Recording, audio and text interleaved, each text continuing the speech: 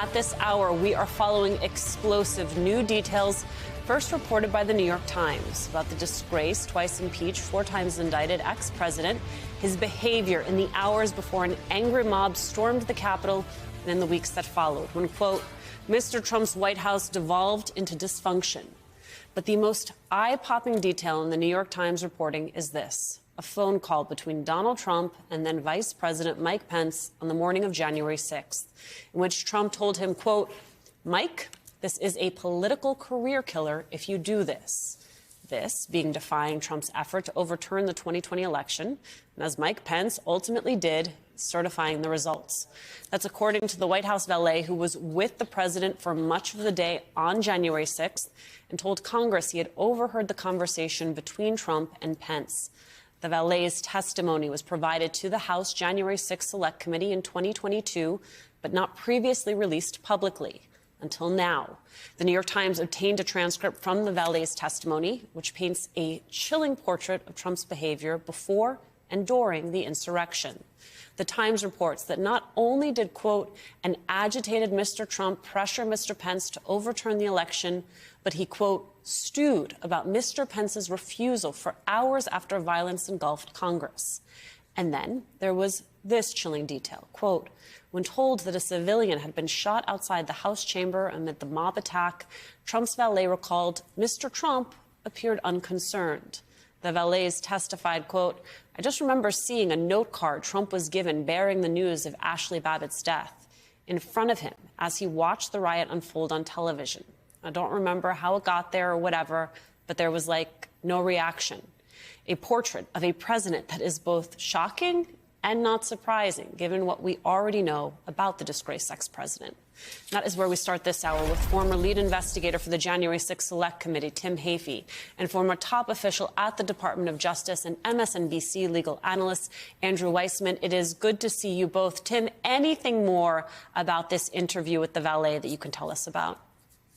Well, I can tell you, Alicia, why it's only coming out now.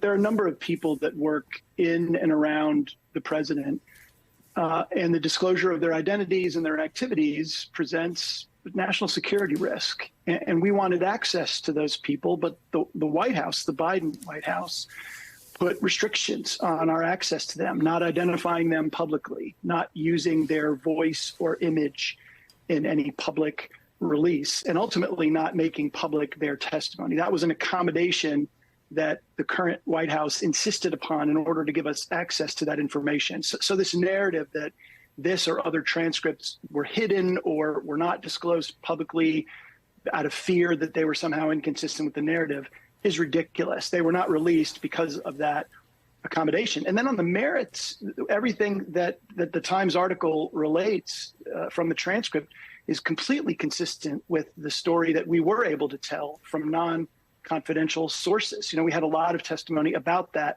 very contentious phone call between the president and the vice president that morning. The valet adds an additional fact that the president actually said, Mike, this will be a career killer. That's consistent with everything that we had heard. And just think for a minute, that's the president essentially appealing to Mike Pence's political future, his political motivation, as reason to do something that the vice president had told him would be unconstitutional. So the president continues to try to appeal to the fact that he's a Republican or that he wants some sort of a political future. Shocking that that would even be relevant in the middle of that conversation. So there's nothing in there, Alicia, that is any way inconsistent with our facts. And it wasn't disclosed because of the fact that it came from a source very close to the president. And we agreed to keep that information confidential. Andrew, there's more that this account corroborates. Quote, the valet also confirmed Mr. Trump's penchant for tearing up documents and other material given to him, which by the law governing presidential records are supposed to be preserved. That's typically what he would do once finished with a document, the valet said of Mr. Trump. That was his sign of, like, he was done reading it and he would just throw it on the floor. He would tear everything, tear newspapers, tear pictures. If you were Jack Smith, Andrew, what do you think when you hear that? Well, as Tim knows, what you think of is you have a wonderful witness at trial, because you think about not just credibility, but you're looking for vignettes that bring to life themes and that you're trying to give to the jury. Unfortunately, because of the Supreme Court's sort of lackadaisical schedule, this may never actually see the light of day before the election. And obviously, if Donald Trump were to be reelected, then it's never going to see the light of day. So at least we do have this complete transcript, at least the redacted transcript that came out today.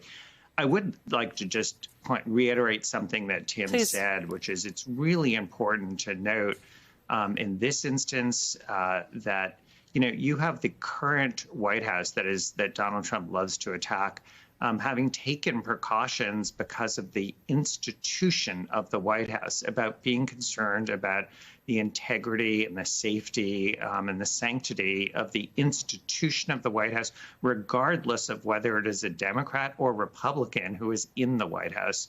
And that's the way it should be, and not seeing this through a partisan lens. By the same token, just to relate this to the New York Attorney General is under attack constantly now by Donald Trump. The only reason that judgment is not enforced, it's not a 30-day by law rule. She has, by grace, given the defendant 30 days to pony up the money to present a bond. That's not by law. That is, she was entitled to start enforcing that judgment on the day it was entered. And so these are people who are doing their job, who are making principled decisions. And of course, you have Donald Trump on the other side with, I think, the most chilling thing in this transcript is the idea that someone is coming to the president of the United States in an insurrection that he has fomented, saying somebody has actually been killed.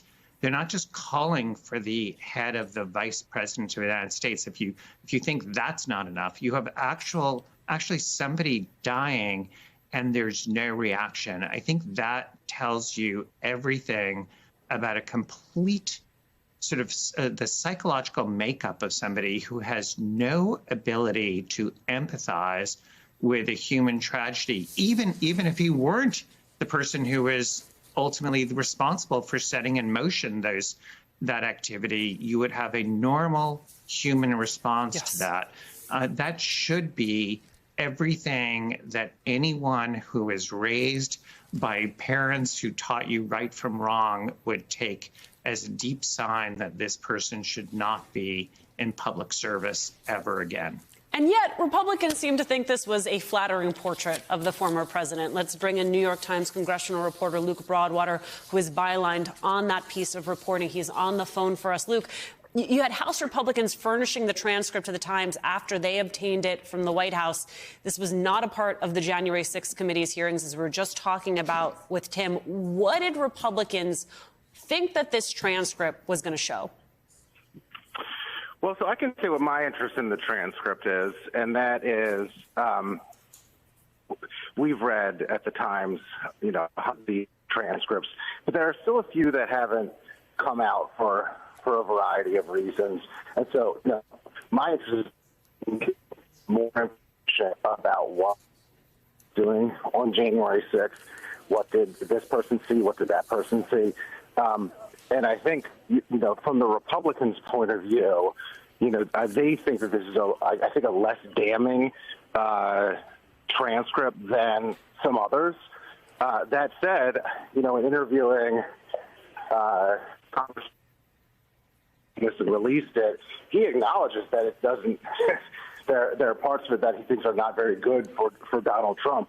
One of them, I think, which was just highlighted, is the moment when a note is brought in saying a civilian has been shot in the chest in front of the House chamber, and there's no reaction according to the valet. It's just sitting there in front of him as he watches television, and the riot is unfolding in front of him. Sorry, I'm walking up right now. You're reporting, Luke Broadwater. You're allowed to be on the move. We appreciate you making the time. Here's the thing I want to underscore, Tim, which was the valet. He doesn't corroborate some details that emerged during the January 6th hearings. He didn't recall Trump using vulgar language to describe Mike Pence or agreeing with rioters who wanted to hang the former vice president. Does any of that make a difference, those discrepancies? Yeah, two things, Alicia. One, the valet is around the president over the course of the day. He actually, in some of the redacted portions of the transcript, talks about physically where he's positioned. He's sort of on standby to bring the president stuff. So he's not with him by his side. And he says, by his own admission, he didn't hear everything. I think the second point that the House Republicans believe that this is important because the valet recalls some discussion of the president calling General Milley and Speaker Pelosi about the National Guard. Apparently, he heard some discussion of that. The bottom line is that the president didn't call General Milley, didn't call Speaker Pelosi. President of the United States can get those two people on the phone immediately if he wants. And maybe there was discussion of it, but the fact remains he never made that call. He didn't call Vice President Pence to check on his safety. He took none of those actions. So to the extent that that Congressman Loudermilk wants to trumpet this as some great revelation that's exculpatory, 180-degree different reaction. The fact that he did not make those calls when he clearly could have, to me, is even more important evidence of his intent, of his satisfaction with the interruption of the joint session, all of which will bear directly upon the evidence presented in the criminal trial whenever that happens. Luke.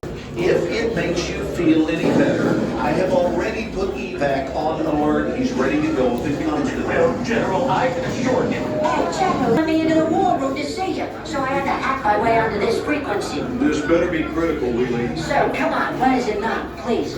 Okay, couple of things. I'm running low on the dough. I was thinking about taking a couple of months sick leave, maybe starting today. And, oh yeah.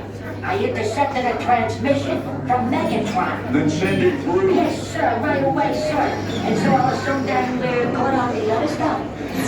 This is your last warning, insects. Relinquish what remains of the Allspark. So who's the insect? You? What? Who's the insect? Protect you.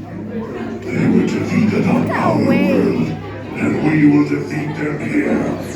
This was just a diversion. Security, please bring up. Rabbit, she's already inside. Deeds! Give me an update on that reserve. What's readiness? What was his name? What was it? Evac, sir. Right, evac.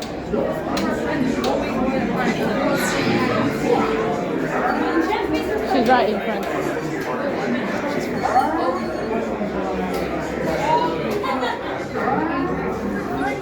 We are facing a heavy sustained attack. They appear to be after the Allspark. General! General! We need to immediately National security advisory. Stay down! Check it out! There is a celebration for the amateurs of suicide mission.